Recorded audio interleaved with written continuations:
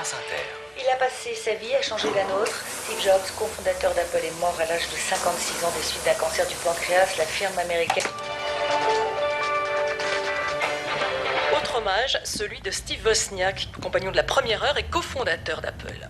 Il y a comme un vide qui ne sera jamais rempli, comme quand Lennon est mort, ou JFK, ou même Martin Luther King. C'est comme un grand trou laissé en vous.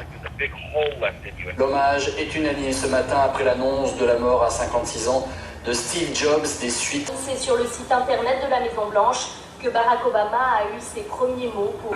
Es ist ein trauriger Tag für die Menschen von Palo Alto. США на 57-м году жизни скончался Стив Джобс. 前 CEO 最高経営責任者スティーブ・ジョブズさんが5日死去しました。 Pour moi, Steve Jobs était un prophète. Le mec le plus cool du 21e siècle. Un genre de John Lennon 2.0. Mais pour ma copine, c'était le symbole du capitalisme, de la société de consommation. Big Brother en chair et en os. Vous allez me dire, et alors? On peut avoir deux conceptions différentes de la pomme et vivre ensemble en s'aimant très fort et en faisant beaucoup d'enfants. Moi aussi, je croyais. Ben en fait, non.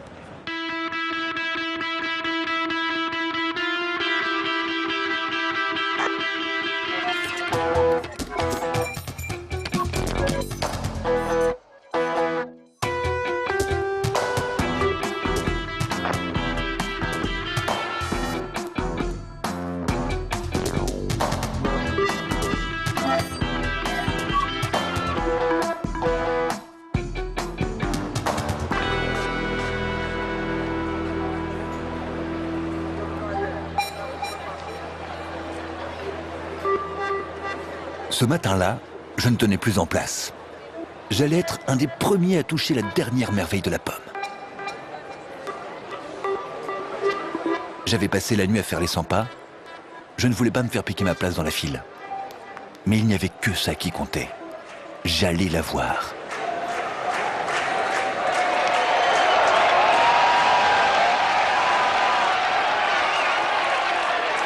Et puis, les portes du paradis se sont ouvertes. Et là, l'extase, le grand frisson. À un léger détail près, parce que ce jour-là, il se trouve que c'était aussi l'anniversaire de ma copine. Et évidemment, je l'avais oublié. Le genre de bourde qui ne pardonne pas.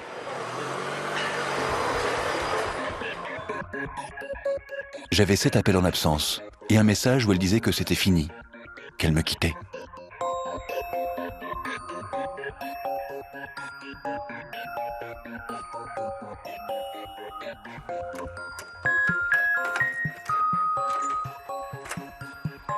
Un message qui disait en gros que j'étais plus amoureux de la pomme que d'elle, que je dilapidais toutes mes thunes sur iTunes, en appli, en jeu, en film, en musique, et que je n'avais même plus de quoi changer de chaussettes. Elle insinuait que je ne voyais la vie qu'à travers des petits coups de pod, des petits coups de pad, des petits coups de Mac, et que j'avais fini par les manger, les pommes.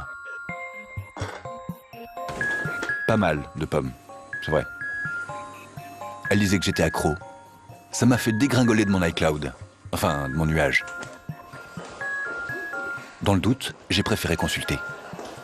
Je crois qu'il y aurait un vrai danger à considérer comme de l'ordre de la dépendance, c'est-à-dire d'une maladie grave, ce qui est peut-être de l'ordre de l'intérêt, de la passion, de l'attirance. Mais jamais on va soigner les consommateurs.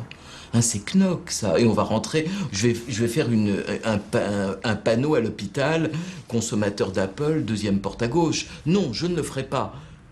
Est-ce que je peux vous montrer une petite séquence? Parce que j'ai été à l'ouverture d'un Apple Store et j'avais mon iPhone avec moi. Du coup, j'ai pu filmer un jeune homme que j'ai rencontré par hasard. C'est bien de partager ça et puis on a attendu depuis hier, j'étais là à 16h et bah voilà quoi, on sait pourquoi on a attendu, franchement c'est un moment vraiment intense, c'est exceptionnel, honnêtement c'est exceptionnel. C'est pas des gens qui vont nous prendre de haut, c'est des gens qui comprennent, qui nous comprennent, avec qui on va pouvoir parler comme si voilà, ils étaient effectivement proches de nous, on peut partager des choses, notre passion, tout cet univers, voilà. Et juste le petit truc qui était marrant, c'est qu'on était quelqu'un qui n'était pas forcément fan d'Apple. Et là, je viens de le croiser, il avait les larmes aux yeux. C'est pour vous dire, voilà, ce qui se passe ici, il y a de l'électricité dans l'air, c'est vraiment, c'est génial, c'est super. Voilà. Je pense que là, on est plus dans l'ordre de, j'allais dire, de la recherche identitaire. Ce que j'ai entendu, moi, de ce jeune homme, c'est au fond, on me comprend, on m'écoute. Il y en a des comme moi. Je suis pas tout seul. C'est un des grands, j'allais dire, un des grands drames contemporains que vivent tous ceux qui sont un peu anxieux. C'est l'impression d'être tout seul avec leur état d'âme. Là, qu'est-ce qu'on vous donne?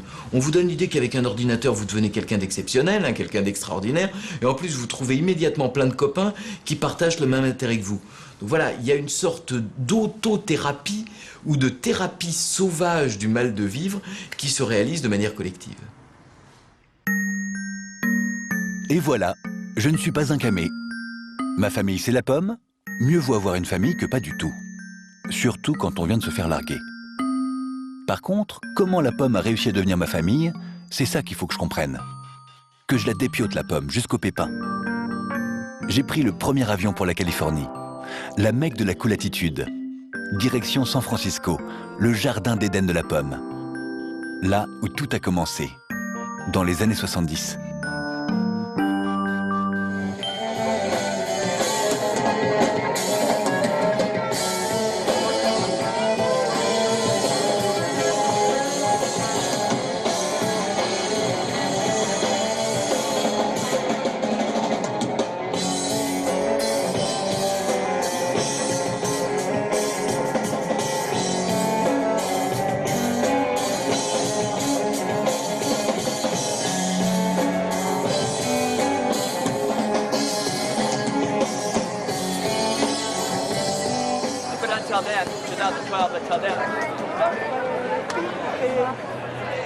Franchement, vous trouvez vraiment que ça ressemble au QG du capitalisme?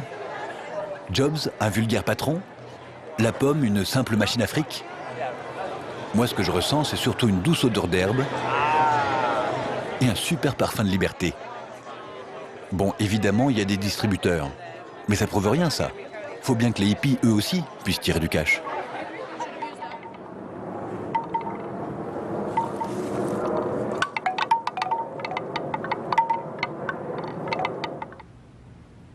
Là, par contre, ça m'étonne. J'imaginais que le premier salarié historique de la pomme en aurait accumulé, lui, du cash, vu les dernières cotations en bourse. Je vous en prie, asseyez-vous. Je crois. Mais bon, c'est sans doute qu'il aura su rester simple. Vous savez quoi, je préfère m'asseoir ici. J'ai rencontré Steve Jobs à l'université de Reed. Steve et moi partagions le même intérêt pour la littérature et la spiritualité orientale. Le bouddhisme? Oui, le bouddhisme, le zen, le Vedanta. En quelle année? En 1974, nous sommes partis pour le pèlerinage de Kumbh Mela en Inde, le plus grand rassemblement religieux du monde. Quand avez-vous rejoint l'entreprise? Un jour, il me dit, nous sommes en train de fabriquer des cartes pour les ordinateurs. C'est intéressant. Il ne s'est pas répondu sur le sujet, d'autant que je n'y connaissais rien en informatique. Pendant l'été 1976, comme je n'avais rien d'autre à faire, je me suis dit, je vais leur prêter main forte. À ce moment-là, où était l'entreprise? À ce moment-là, ils se sont installés dans le garage. Quel garage? Le garage de Steve Jobs. Enfin, celui de la maison de ses parents. Auparavant, il bidouillait dans la chambre d'amis. Mais c'était une chambre minuscule. Alors, ils se sont installés au garage et le père de Steve les a aidés à installer les plans de travail. Steve avait des parents formidables. Ils l'ont énormément soutenu. Vous n'étiez que 3 à ce moment-là? Même pas. Juste Steve Jobs et moi, parce que Steve Wozniak travaillait à plein temps chez Hewlett-Packard. Et vous fumiez des joints à l'époque? Pas beaucoup. Nous préférions les drogues psychédéliques. Nous en prenions ensemble à l'université. À l'époque, la question était quels sont les effets des drogues psychédéliques? Qu'est-ce que la conscience? Comment ça fonctionne? Tous ceux qui prenaient des drogues psychédéliques avaient compris que c'était intéressant, mais c'était le début d'un long processus d'investigation qui n'est d'ailleurs pas encore terminé. Par la suite, ces drogues se sont répandues dans les cercles artistiques, parce que tous ceux qui avaient un esprit créatif avaient trouvé un moyen de stimuler leur inspiration. Et Steve Jobs a maintes fois dit que le LSD aiguisait sa créativité. Steve nous encourageait lors des réunions hebdomadaires. Il nous disait d'être anticonformiste, de ne pas suivre les règles, d'être inventif et de créer quelque chose qui changera le monde.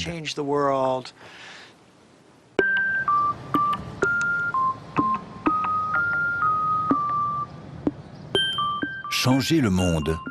Ça me touche, ces jeunes qui rêvaient d'un autre système. Un système meilleur, différent.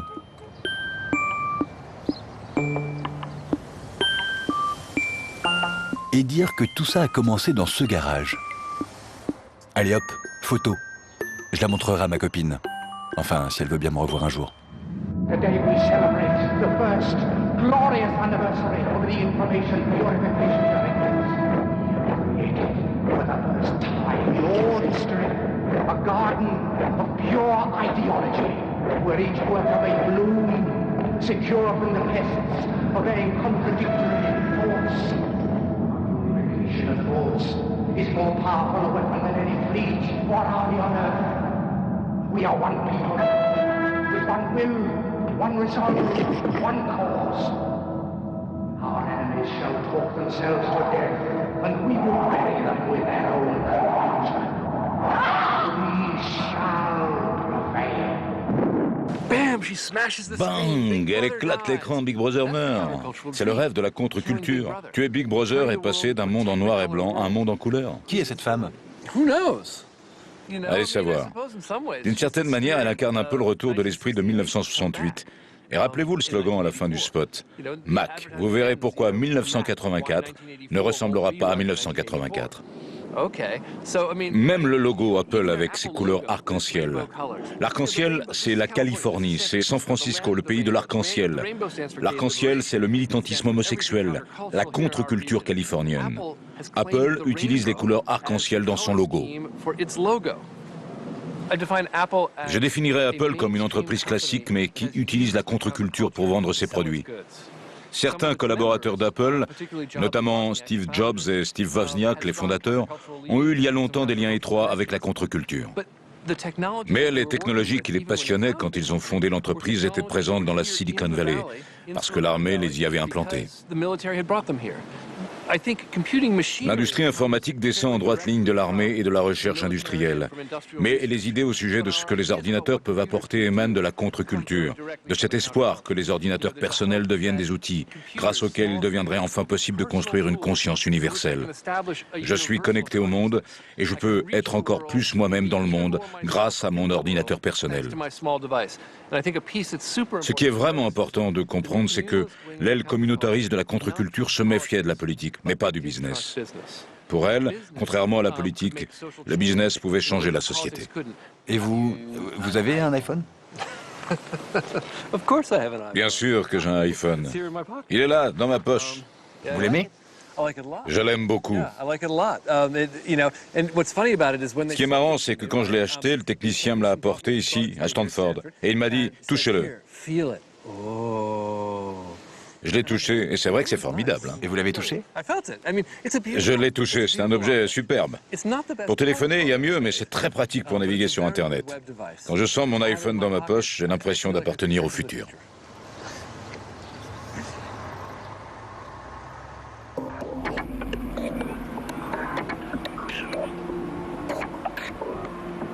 Donc, les anciens hippies se seraient fait des pommes en or en surfant sur la contre-culture.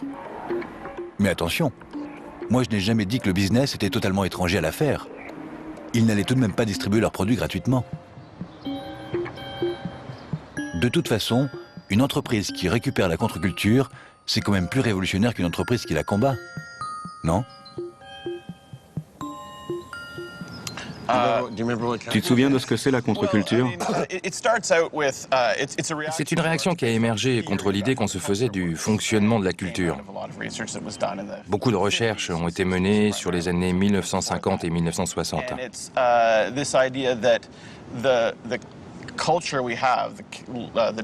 L'idée était la suivante. Les systèmes démocratiques capitalistes tendent à favoriser l'homogénéité dans les goûts, dans la pensée, dans le travail, dans tout. La société fonctionne comme une grosse machine. Or, nous sommes des individus distincts, avec des goûts différents, des aspirations différentes. Alors comment unifier tout cela pour produire à grande échelle? En insufflant la conformité à travers la culture. C'est la culture qui génère la conformité des goûts et des idées. Alors, la contre-culture s'est érigée contre ça. Elle voulait bousculer le système, saper le capitalisme par une forme de rébellion culturelle. La société exige des cheveux courts, laissons-les pousser. Elle exige que nous portions des costumes, sautons dans un jean. Ainsi s'est répandue la contre-culture. Le capitalisme ne demande pas du tout une consommation homogène. Donc se rebeller contre le capitalisme, en essayant d'acheter quelque chose de différent ou en adoptant un look différent, n'a jamais mis le système en péril. Au contraire, ça le fait tourner. C'est ce à quoi la rébellion de la contre-culture aboutit. Elle a généré une multitude de modes de vie. Elle a donc multiplié les opportunités de vendre des produits aux gens en fonction de leur mode de vie. La raison pour laquelle les gens achètent tant, cherchent à gagner toujours plus d'argent, sans pour autant être satisfaits, c'est qu'ils cherchent au fond à asseoir leur position. Ils veulent acquérir quelque chose de mieux que ce qu'a le voisin. Si l'on admet que le consumérisme est une concurrence entre consommateurs, alors on mesure à quel point la contre-culture et sa quête du cool ont pu doper le consumérisme. Qu'est-ce qui est cool et comment ça fonctionne la cool attitude? On est cool quand on n'est pas comme les autres. On porte des vêtements très différents, on n'écoute pas du tout la même musique, on n'est pas coiffé pareil.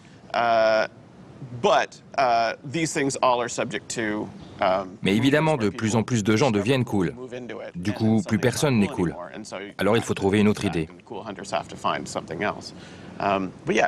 Mais la cool attitude a toujours été une forme de compétition sociale. Rien n'a changé. Les gens ont toujours été soucieux de leur statut social. Si vous lisez les romans du 19e siècle, les gens sont obsédés par leur statut, leur classe sociale. Mais le cool et la contre-culture ont remplacé la hiérarchie traditionnelle. Dans les sociétés urbaines, qui est cool et qui ne l'est pas est tout ce qui importe. Pourquoi? C'est encore une question de statut. Comme toujours, le curseur a bougé, mais le problème reste le même.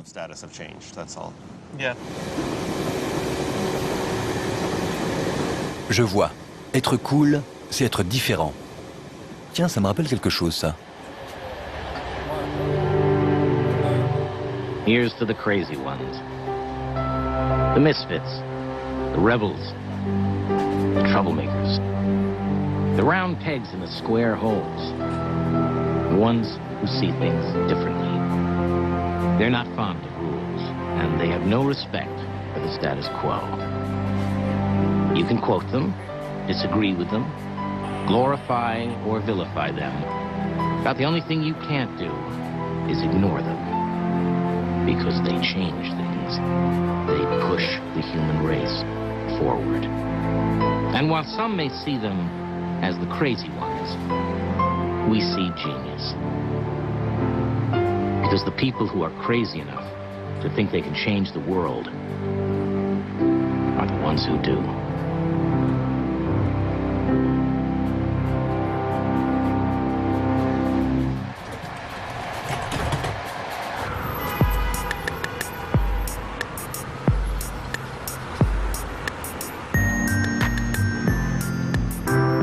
Ça explique aussi pourquoi la pomme a toujours dragué les artistes, les créatifs.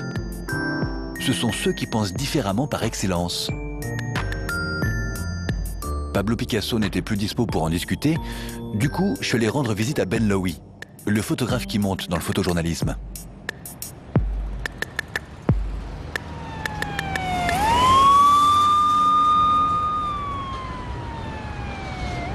Salut, comment ça va? Hey, salut.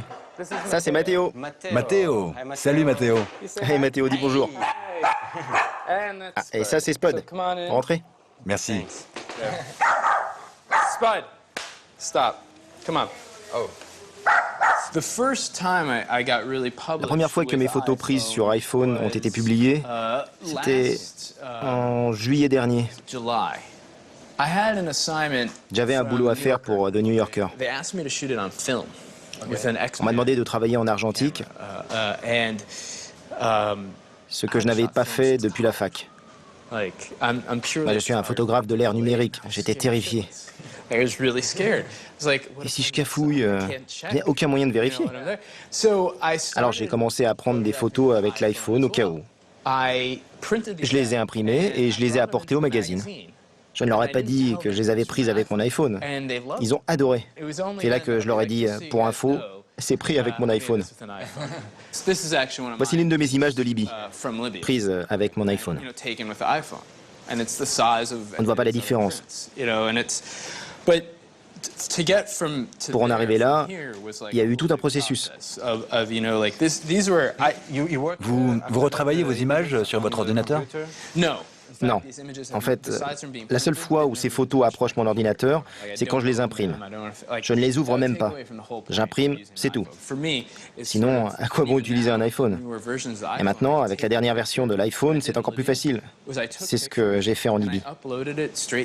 J'ai pris des photos et je les ai envoyées directement sur Tumblr, Twitter et Facebook avec une légende.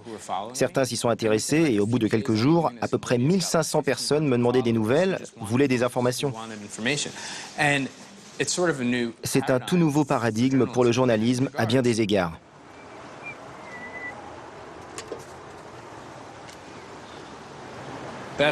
Ça vaut une photo. Cet ours là dans la rue. Qu'est-ce que c'est? Je sais pas, mais c'est bizarre. Ben est un artiste. Il prend des photos avec son iPhone. C'est pas mal. J'ai un iPhone, donc moi aussi je suis un artiste. Logique. Aujourd'hui, un clic et on est réalisateur. Un coup de souris et on est peintre. Un coup de pod et nous voilà une rockstar. Si ma copine avait su, elle m'aurait peut-être pas quitté. J'avais justement entendu parler de soirées à Francfort où tout le monde pouvait devenir DJ.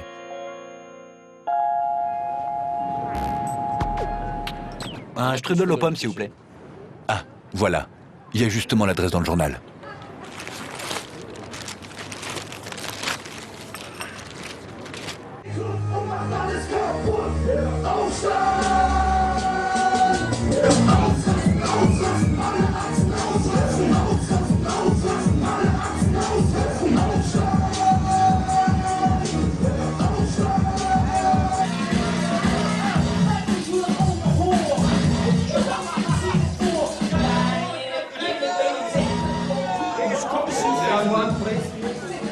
Et pourquoi vous êtes habillé comme ça? Parce que c'est la première iPod Battle à Francfort et qu'on va faire la teuf et bang bang. C'est quoi une iPod Battle? C'est un concours entre possesseurs d'iPod. Il faut jouer sa musique et battre les autres équipes. Ok. Vous êtes payé par Apple? On est tous Apple addicts. On a tous un iPhone.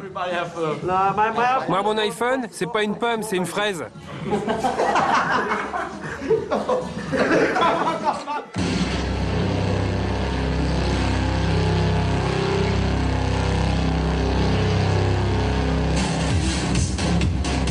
C'est ça, la pomme l'a compris avant tout le monde.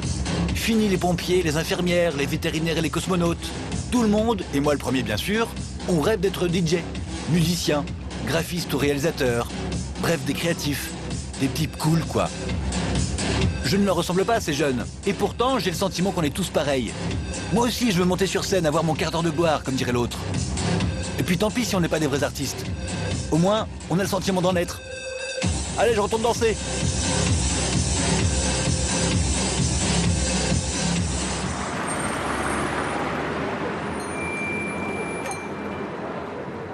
Le snobisme, c'est la volonté pour une personne de quitter le groupe dans lequel elle se trouve initialement pour accéder à un groupe qu'elle juge supérieur et qui est naturellement un groupe plus restreint, un groupe d'initiés en quelque sorte. Et à ce propos, la société de consommation, effectivement, offre au snobisme des potentialités tout à fait stupéfiantes.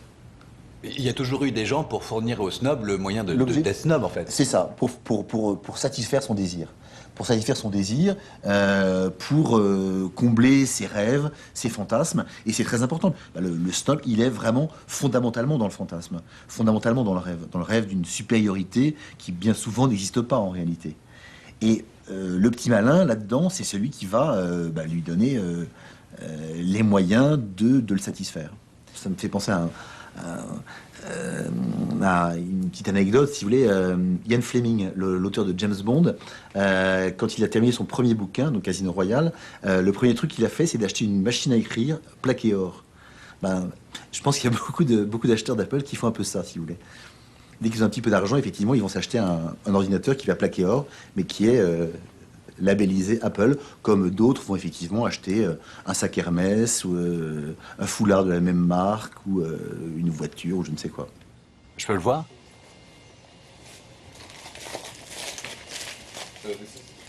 Ce sont de vrais diamants? Ce sont de vrais diamants. Combien? Je ne sais pas combien il y a de carats. Nous fabriquons le téléphone et c'est un joaillier qui sertit les pierres sur le téléphone. D'accord. Nous travaillons toujours sur commande. Nous avons tout le nécessaire en stock. Par exemple de l'or. C'est vraiment de l'or? C'est de l'or. Oui, c'est plaqué or. Celle-ci est en platine. On peut aussi faire de l'or incrusté de diamants. Tout dépend de ce que veut le client. Nous faisons ce qu'il demande.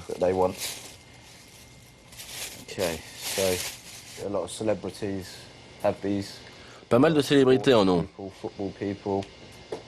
Des stars du sport, du football surtout. Ce genre de personnes.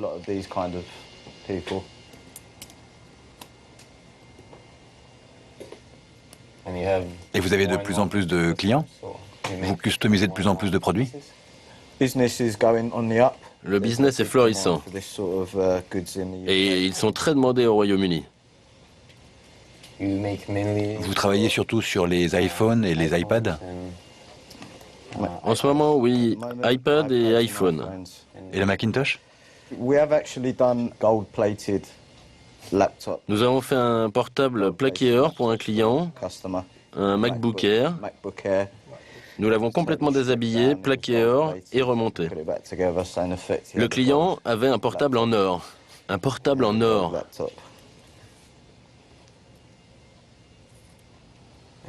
Et maintenant, il coûte combien? Celui-ci avec les diamants doit coûter autour de 15 000 livres.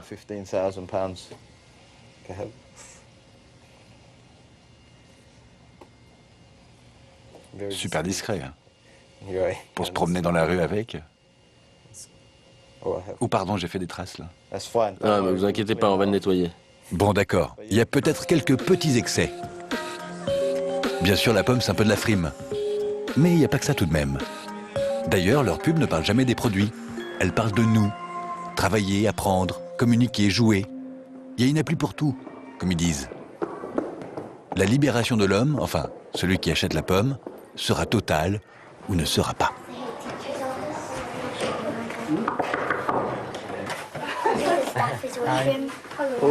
Bonjour. Bonjour. On est en train de faire une leçon de français. Ah, c'est pas vrai.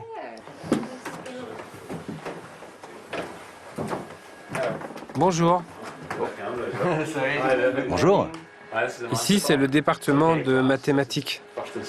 Dans cette classe, on fait des probabilités avec des cartes. Oh, ok.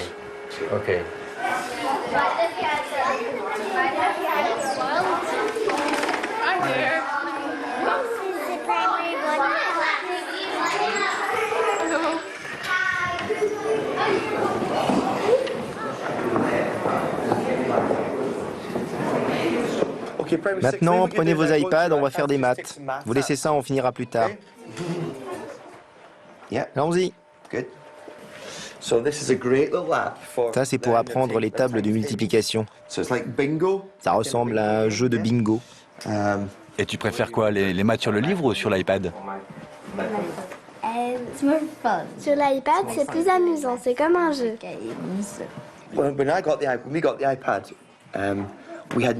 Quand nous avons eu les iPads, nous pensions plutôt les utiliser pour finaliser les tâches. D'abord le livre, ensuite l'iPad. Nous le considérions plutôt comme quelque chose de ludique.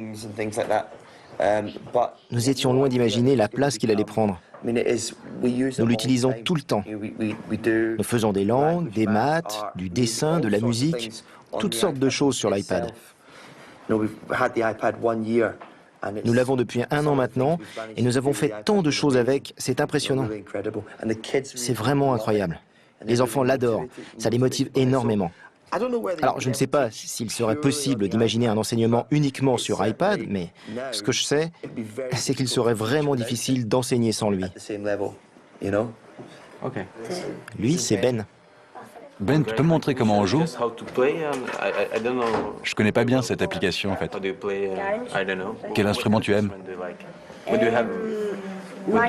Mon instrument préféré, c'est la guitare. Ah ok. Et tu joues de la guitare? Oui.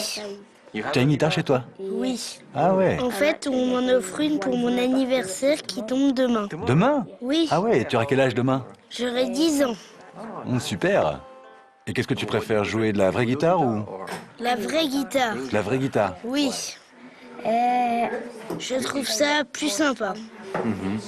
Et tu peux essayer de nous jouer un petit morceau de guitare? C'est pas facile.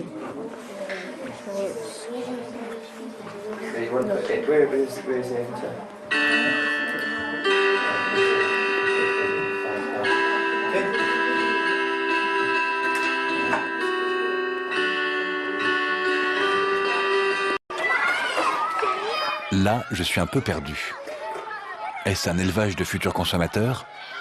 Ou ces gamins vont-ils savoir faire la part des choses? Je n'en sais rien. Est-ce qu'ils vont grandir comme nous?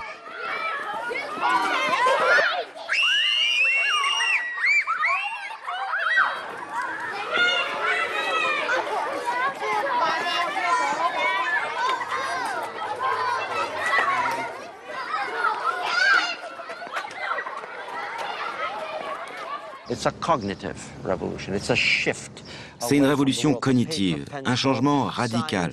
Fini le papier, les crayons, les sciences mécaniques. Nous évoluons désormais dans le cyberespace où le virtuel est devenu plus réel que le réel.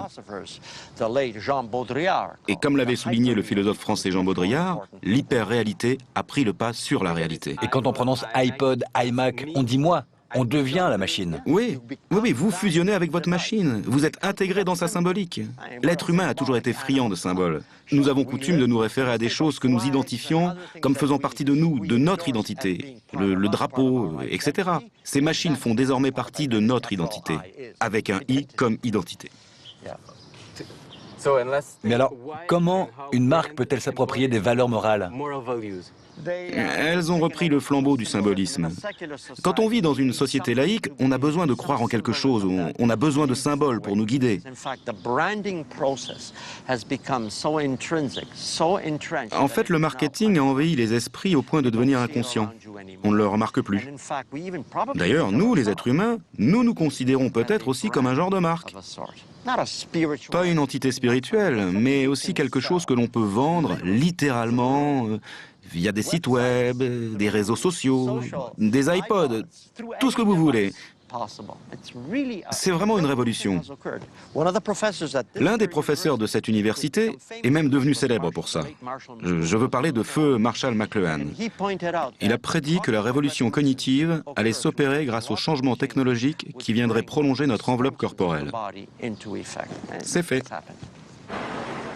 Mon téléphone est une excroissance de moi-même. Je n'avais pas vu les choses sous cet angle. C'est vrai qu'à bien y réfléchir, je commence à la trouver un peu collante, la pomme. Est-ce qu'elle aurait fini par s'immiscer en moi? un scanner s'impose. Donc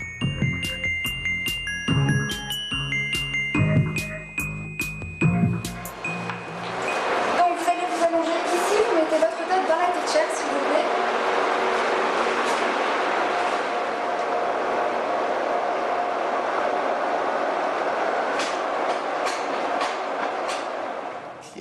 J'ai apporté un scan de mon cerveau. Qu'est-ce qui se passe dans ma tête quand je vois un iPhone? Je pense que vous avez une relation privilégiée avec votre iPhone. Nous avons mené une récente étude. Elle a révélé une activité accrue à 2 endroits chez les gens amoureux des iPhones. Vous entendez ce que j'ai dit? Amoureux. L'étude a révélé que l'utilisation de l'iPhone activait la même région du cerveau que lorsqu'on est amoureux de quelqu'un. Et c'est sans doute ce qui explique cette addiction au téléphone. On observe aussi une activité au niveau des amygdales. Les amygdales sont vraiment une zone qui reflète la peur. Si vous avez peur d'être seul, peur d'être violé ou volé, cette zone sera activée. Et avec votre iPhone, cette zone sera activée aussi. Parce que vous avez peur d'être coupé du monde. Ce que l'on constate aujourd'hui, c'est que l'iPhone a réussi à aller plus loin que la plupart des téléphones mobiles. Parce qu'il ne véhicule pas seulement le facteur peur, il véhicule en plus le facteur amour. C'est pourquoi Apple se porte si bien en ce moment. Parce qu'il est impossible pour un concurrent de s'aligner. Comment lutter contre l'amour? Aujourd'hui, la marque a dépassé le produit en générant une émotion particulière. J'appelle ça une religion. Et j'étudie le phénomène depuis 7 ans. Depuis notre première étude sur les consommateurs amoureux d'une marque. Peu de consommateurs et peu de marques entrent dans cette catégorie assimilable à une religion. Harley Davidson, Hello Kitty, Apple a même réussi le prodige de devenir à la fois un culte et une religion de masse. Moins les religions font d'adeptes dans le monde, plus on vénère Apple. Les gens ont besoin de croire en quelque chose. Comme les églises ne suscitent plus l'engouement, elles sont remplacées par les marques. Et c'est important pour une marque d'être une marque religieuse? Bien sûr. Déjà, pour marquer sa différence, c'est très important. Ensuite, ça influe sur le budget qu'un consommateur est prêt à consacrer au produit. Si les gens ne considèrent plus un appareil comme quelque chose de simplement utilitaire, s'ils commencent à éprouver une émotion avec, alors le prix n'entre plus en ligne de compte. C'est comme si je vous demandais d'évaluer le prix de votre compagne. Si je vous dis « elle coûte combien ?», vous allez me répondre « mais Martine, comment osez-vous me poser une question pareille ?» Bon, alors je tente le coup avec votre iPhone. Je veux acheter votre iPhone tel qu'il est, avec vos données, toutes vos applications, tous vos contacts. Combien? Je préfère vous donner ma copine. Pourvu qu'elle n'entende jamais ça. Mais c'est exactement ce qui arrive. On ne peut plus s'en passer. C'est pourquoi nous avons constaté en scannant votre cerveau qu'il s'agissait d'une histoire d'amour. Comment y mettre un prix? Impossible. Ce que m'a dit Lindstrom m'a angoissé. J'ai réécouté le message de ma copine. Elle avait raison depuis le début. Je suis amoureux d'un téléphone. Ça explique ce petit frisson que j'ai à chaque fois qu'il vibre dans ma poche. Le plaisir que j'ai à le caresser. Finalement, j'aurais peut-être dû le faire plus tôt ce voyage. Quand on aime, on perd un peu son sens critique.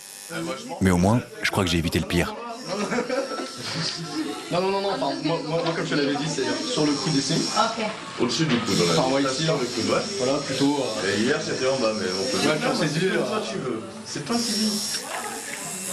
Ah non, pas cette taille. De cette taille-là, quand même. Mais non, tu vois une tache là. Tu vois un grain de beauté qui a été éclaté.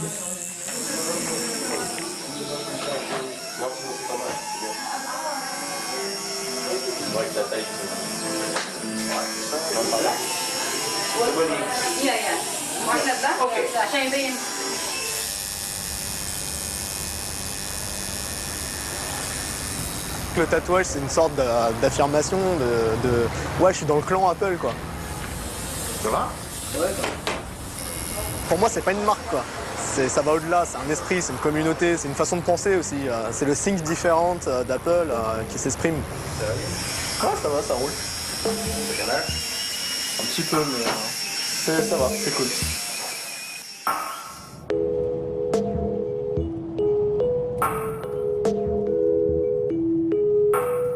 La pomme a bien failli avoir ma peau.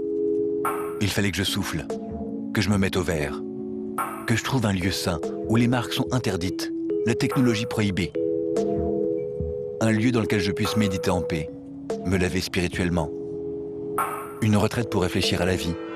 Et surtout, à la façon dont je pourrais reconquérir celle que j'aime vraiment, et qui est tout sauf la reine des pommes.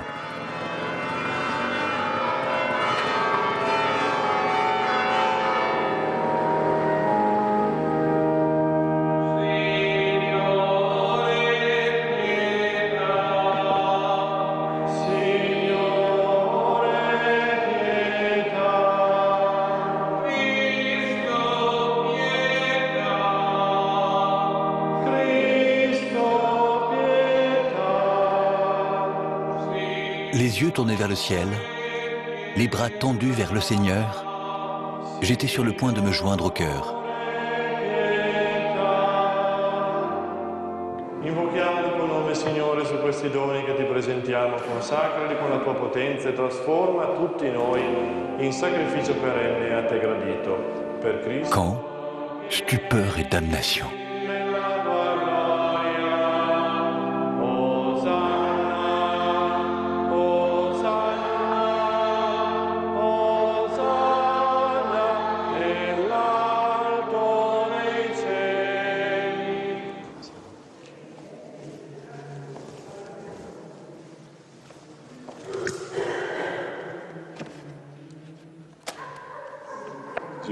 Je le récupère.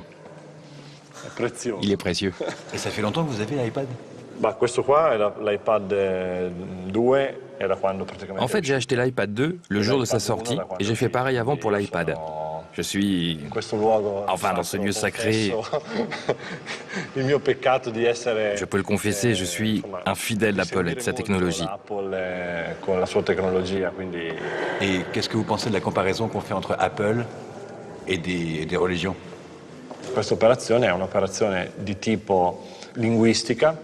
C'est une opération linguistique, commerciale aussi, et il n'y a rien de mal là-dedans. Parce que Steve Jobs ne propose pas de se substituer à Dieu ou à Jésus. Tant qu'il ne fait pas ça, tout va bien. Personne ne mettra jamais cet instrument, l'iPad, à la place du tabernacle. Tout le monde comprend que ça reste un simple outil. Très bien fait, mais juste un outil. La seule chose qui doit nous préoccuper est de ne pas se faire voler la liberté par le marché. Don Padrini? Si. Il y a votre iPhone qui vient de sonner. Ah si. Sì, adesso qua lascia aperto. Croyant ou non croyant, jeune ou vieux, barbu ou à moustache, Stones ou Beatles. Nous voici donc tous égaux face à l'envie de croquer la pomme. Ma musique, mes infos, mon boulot, toute ma vie dans une pomme. Elle serait devenue mon unique accès au monde? J'ai la tête en compote.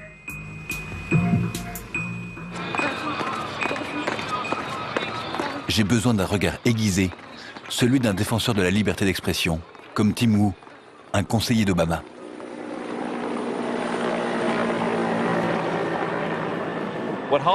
Ce qu'Hollywood a fait dans le cinéma, Apple l'a fait dans l'informatique en rendant ses machines faciles d'accès.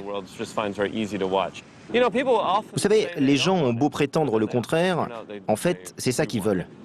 Si vous les écoutez, ils disent tous « Je veux de la liberté, je veux être libre, avoir le choix de faire ce que j'ai envie de faire, je veux être moi-même. » Mais face à un bel iPhone ou à un bel iPad, ils craquent tout de suite. De même, ils vont affirmer « Je veux voir des films indépendants, des films d'art et d'essai », mais au bout du compte, les films hollywoodiens remplissent bien mieux les salles. C'est comme ça. Apple a de très bonnes relations avec Hollywood. Steve Jobs l'a même formulé. Les Américains veulent Hollywood. Il a dit ça? Oui, il a dit que c'était ce que voulaient les Américains. Il parlait d'Apple TV. Il a dit « Nous avons étudié le comportement des Américains, ils veulent des contenus hollywoodiens. Ils ne veulent pas de boulot d'amateur, ils n'aiment pas YouTube, ils n'aiment pas le désordre d'Internet. Ils veulent qu'un tri s'opère et qu'on ne leur propose que ce qui leur convient. En d'autres termes, une recentralisation de la culture. En fait, le concept de liberté est toujours en balance avec la place donnée à la facilité et au confort. Tout le paradoxe est là. Un paradoxe inhérent à la nature humaine. C'est comme le paradoxe du dictateur. Quelle est la meilleure forme de gouvernement?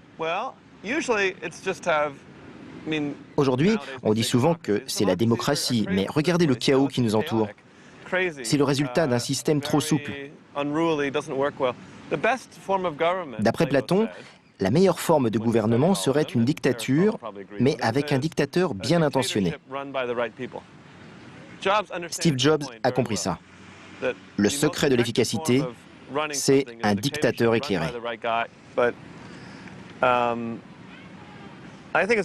Mais je trouve qu'il est important de savoir ce que cela veut dire d'être libre et de prendre conscience des entraves éventuelles, même si elles sont discrètes. Quand vous êtes en prison, vous êtes privé de liberté, c'est clair. Mais il existe des formes plus subtiles de coercition. La prise de contrôle sur l'univers culturel, la technologie envahissante. De tout cela, il faut être bien conscient.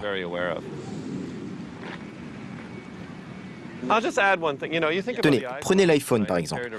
Il ne vous quitte jamais, il sait toujours où vous êtes. Il vous suit à la trace, il sait ce que vous faites. Vous lui faites confiance. Bon, c'est vrai, c'est un produit fabuleux, hein. Mais il faut bien savoir où vous mettez les pieds.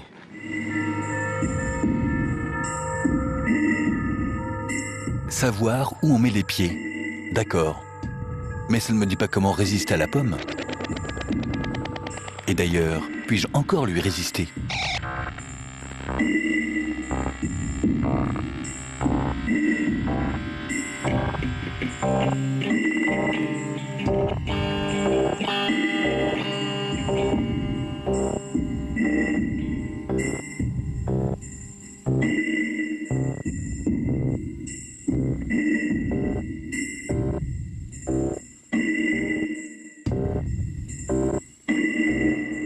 Et il n'y avait pas d'autre moyen de protester contre Apple et contre tous ces appareils? Je suis sûr qu'il y a d'autres moyens. On peut désosser et montrer l'intérieur. Mais ça pourrait ressembler à de l'espionnage industriel.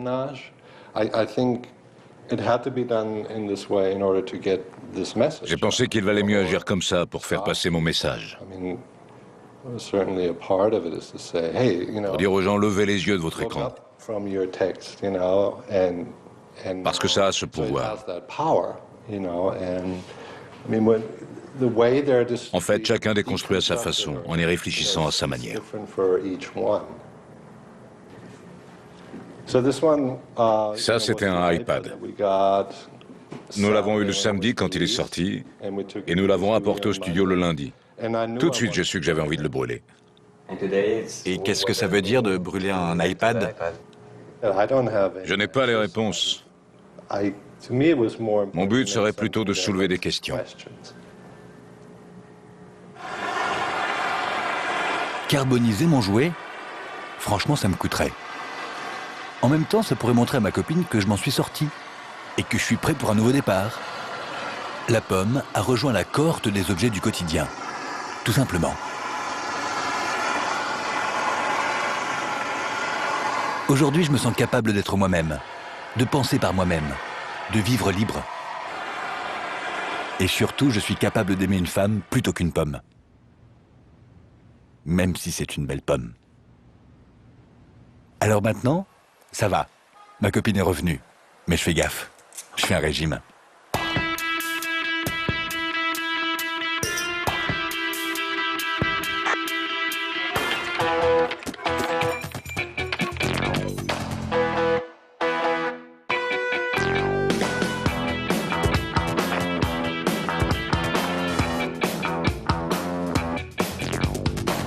Eh, c'est décidé, je passe au PC.